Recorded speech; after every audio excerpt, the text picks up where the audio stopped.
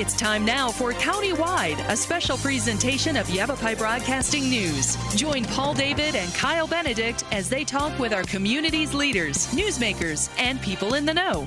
You'll hear about the hot topics that affect all our lives in Yavapai County. And now here's today's Countywide.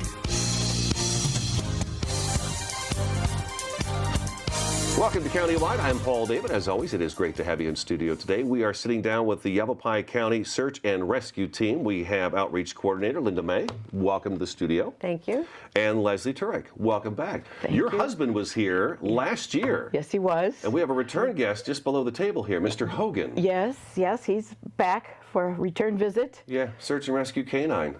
He was marvelous. Thank you. Best guest I've ever had. Look at him. He's so relaxed, right? Isn't he relaxed? Right. Golly, I tell you. Well, the reason I had you come in today, and I called Dwight D'Evelyn at YCSO, and I said, boy, I would really like to have these folks come in because this banner behind us here, Hug a Tree and Survive.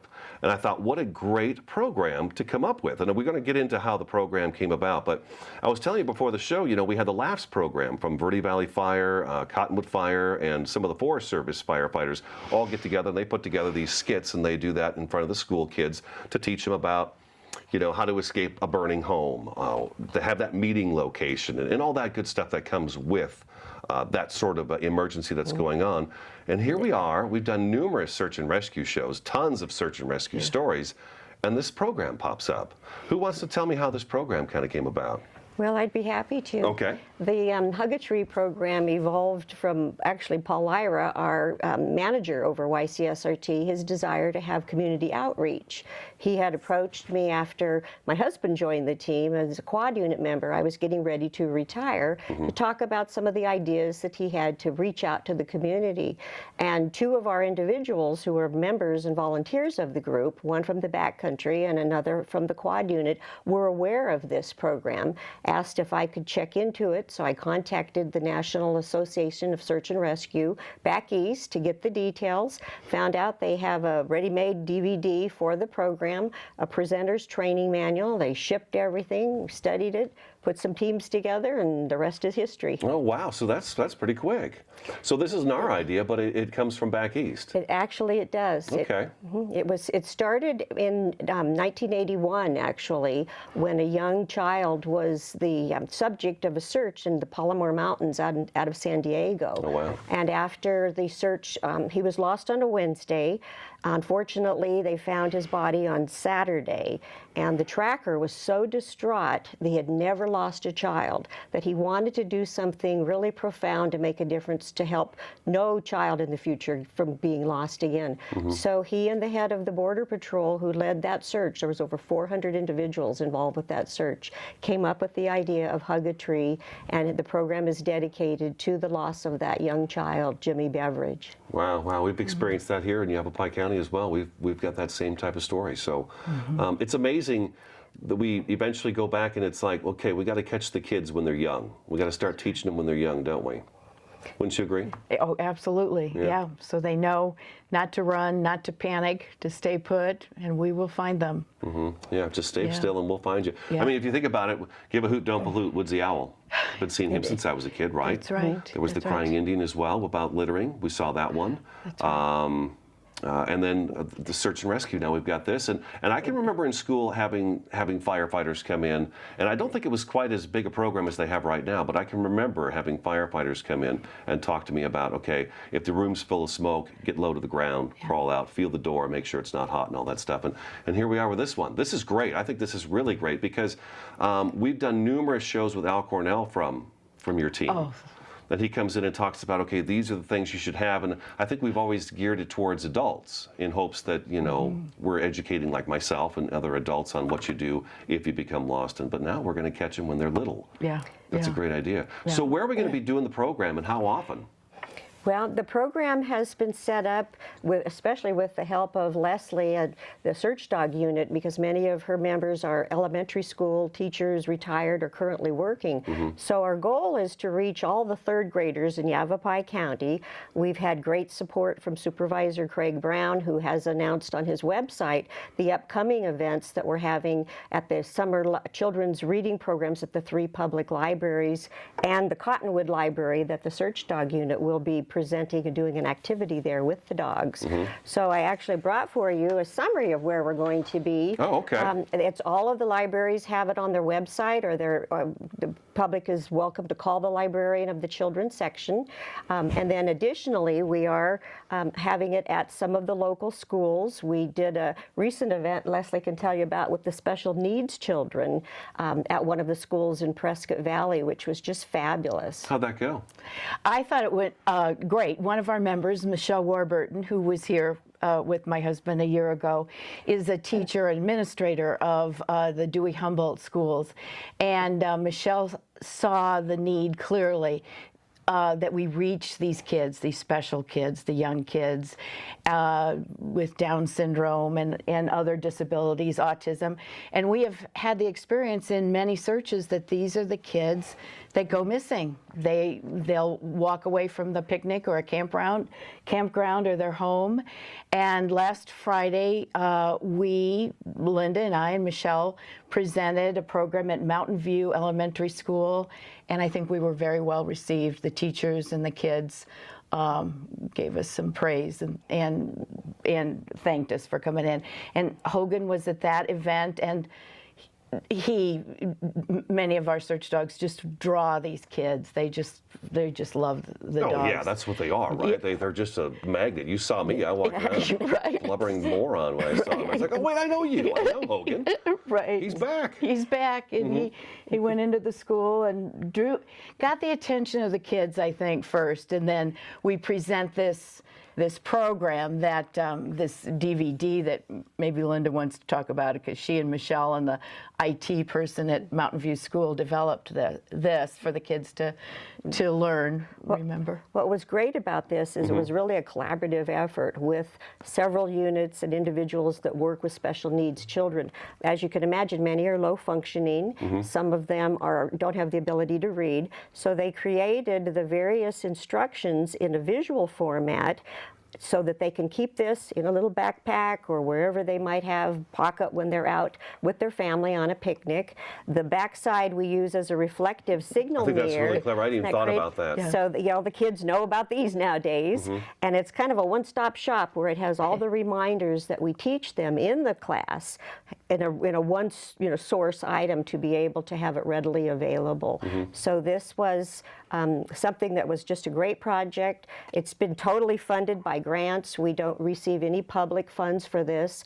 A very generous family, wishes to be anonymous, but helped us with the private grant to provide the resources to create everything that we give to the children. Let me see that real quick. It's really interesting, the photos on it. You've got, of course, Hug a Tree across the top. Now, this is not just as a reflector or the pictures. I mean, there's actually information on the disc, correct? No, it's actually just as a reflector. This is a reflector. It's only as a reflector. Okay. We don't duplicate the video that they watch in the class. The way the program works is the children are first told about Hug a Tree and what they're going to see. Then they watch a 17-minute video that is a story depicting a family on a picnic, and the little boy wanders off, doesn't listen to his parents. And then we've seen that one happen numerous times here. Yeah, many searches. Yeah. Okay. And so then it shows the family panicking, calling the sheriff's office, and then the local search and rescue teams arriving, being dispatched to the location where they think the child may be, and ultimately in the video they find him, and then they debrief afterwards with the child what he did to remember that kept himself safe. And the items that are on the pictures are exactly what is conveyed in that video. Very good, very good. Okay, so this makes a lot of sense. This is great. Yeah, the kids in the classroom last Friday, they could interpret it. Hopefully they'll have that and they can remember by the signage, not by verbiage, that what to do if they do become separated. Keep it in the backpack. Yep. So how long is the program altogether? You said the video is about 17 minutes. Leslie's been giving it about, 25, 30 minutes total? 30 minutes, yeah. A lot of interaction with the kids, asking them questions. What did Johnny do right in this video? What did Johnny do wrong? And they sit silent and with big eyes watching this wonderfully made video, and they I think they will remember. And a couple of the activities with the whistle. Can we we got to take a quick break. Sure. We're halfway through already. Okay. Can you believe it? YC Search and Rescue Team in studio today. We are talking with, get my notes in front of me here, Linda May and Leslie Turek. I'm Paul David. This is Countywide. YCSRT.org, a good website. 554-6264, also a good phone number. Stick around, Countywide, back in just a couple minutes.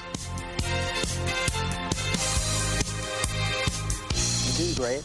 We're going to try this again, okay? Okay. Wheels, pedals, handlebar, brakes. Sit up straight, keep your weight in the center, keep your eyes on the road, hands on the grips, button the seat. If we feel ourselves falling, what do? Just keep pedaling. Good girl. Now remember, it's all about balance and steering. Steer with your hands, steer with your body. Steer into the corners and you stay out of trouble. And the bell's your buddy, so go ahead and ding that. All right, you ready? Here we go. Pedal, honey, pedal. There you go, you're a bike rider.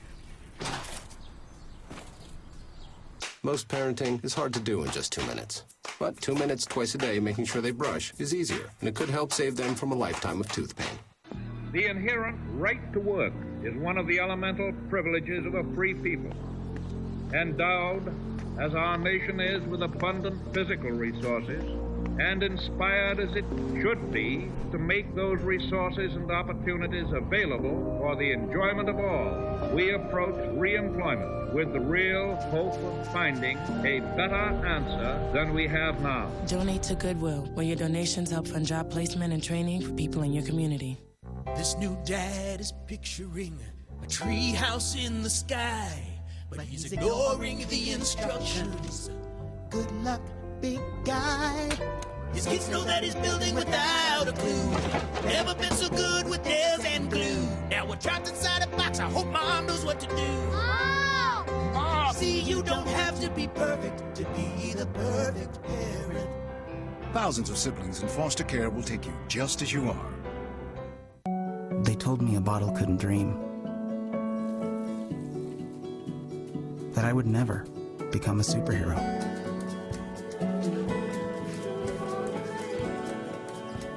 But I learned how to fly. Just to come back in a new disguise. And be the hero that I've always wanted to be.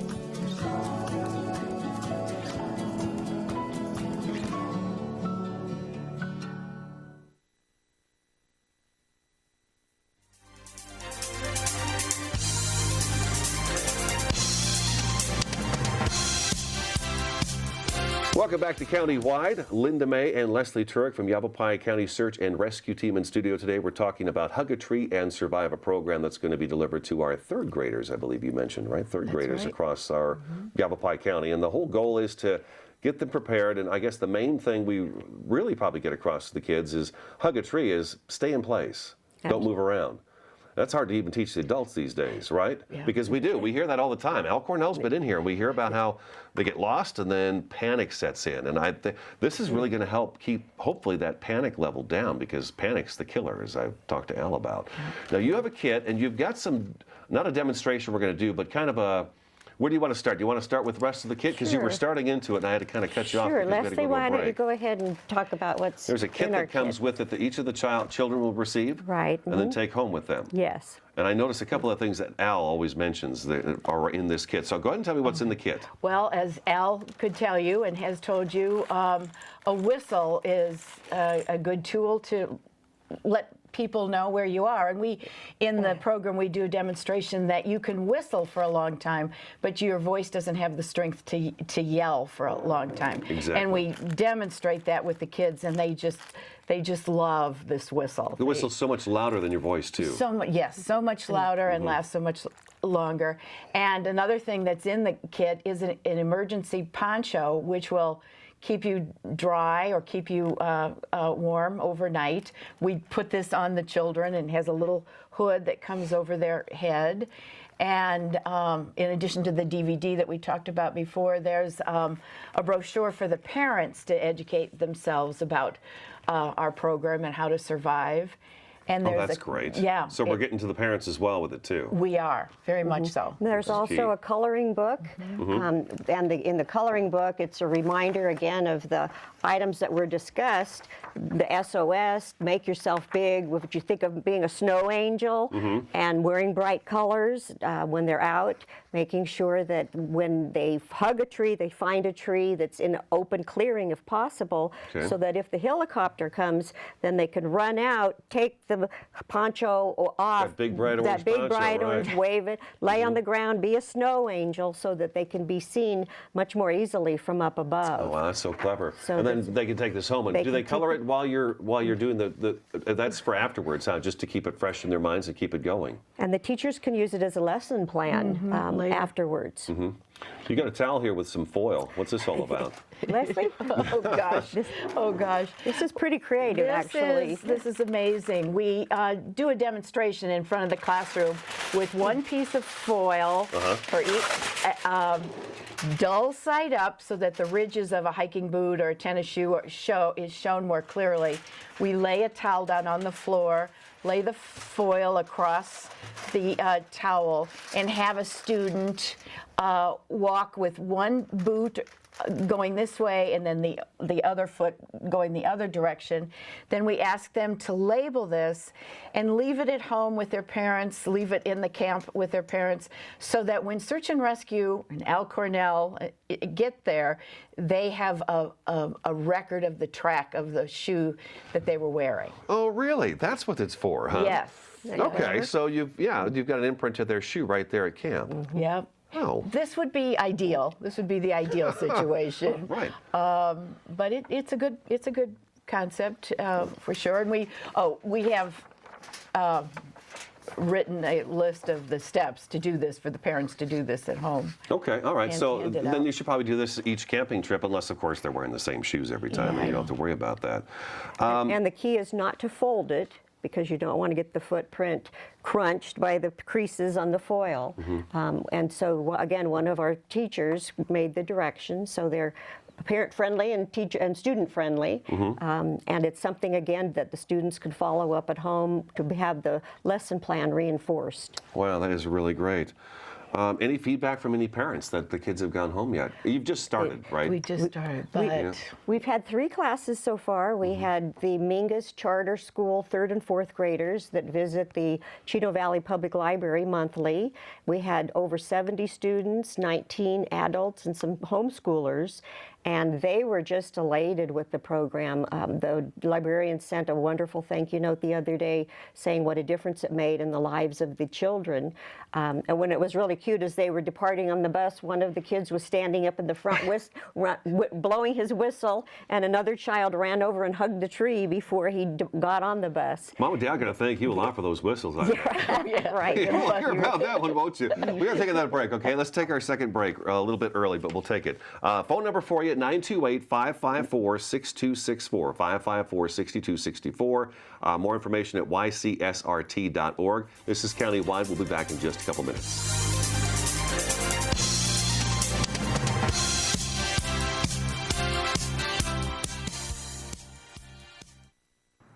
How can I help my daughter with her reading? Searching for help with Dachshund breeding. How can I help my daughter with her reading? Information on hot water heating. No. Sarah's bright, but when she's reading, she has trouble sounding out the words. World music, playing track now. No.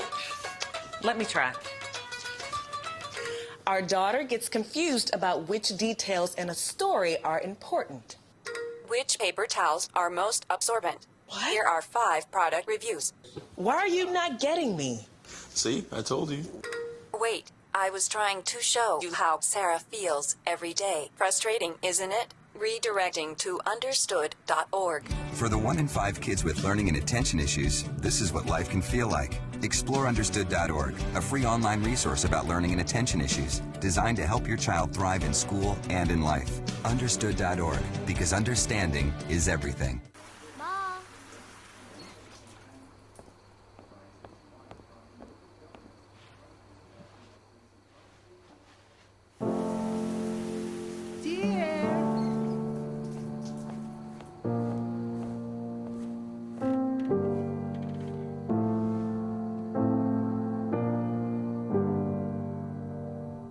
Visit aarp.org/caregiving for information on how to provide even better care for the person who once took care of you.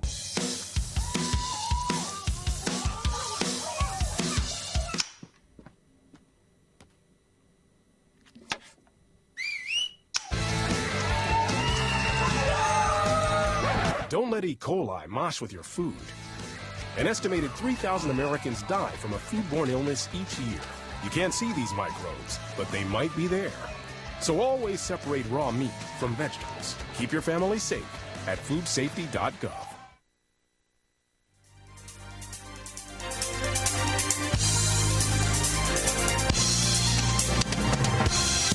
Welcome back to Countywide. We're talking to the Yavapai County Search and Rescue Team. We have Leslie Turek and Linda May in studio today. Phone number again, 554-6264. If I call that number, leave a message, and then you guys will arrange how to maybe come out and do that program for me? Yes, they can call. I get paged when a message is left, and we'll usually get able to return the call within 24 hours. Okay, all right. And then ycsrt.org. That's where I picked up the information on the Hug a Tree program. We talked about it a couple of weeks back, but I had to find it again for today's show.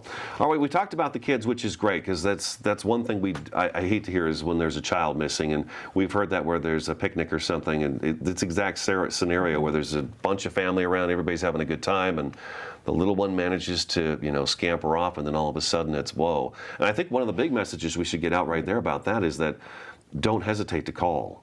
Right. People seem to be worried about calling when a search might be necessary. There is no charge to the family. Right. So Leslie stresses that in the course with the children, that don't be afraid. Your parents aren't going to be charged for this. Your parents aren't going to be mad, and all these resources will be here to help find you. Right. People get lost. It happens. It's part of life sometimes. So. We certainly there's no stops with a little child lost. That's when everybody just rushes to the scene and gives 120%. We've seen it.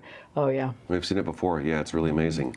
All right, so we're taking care of the kids, and they absorb things like a sponge, as they say. Yeah. It's us adults that seem to be a little bit slower on some things, I think. But you've also have a brochure that you hand out when the parents show up, and I guess that's a good thing, too, that you're doing this in the library over the summer months. It's actually June and July, I believe, is what most of the... and I'll announce these on the air. I'll announce these. There's one coming up on May 30th in Prescott, June 9th in Prescott Valley, Chino Valley June 10th, and Cottonwood June 24th. And we'll announce those as those get closer and closer.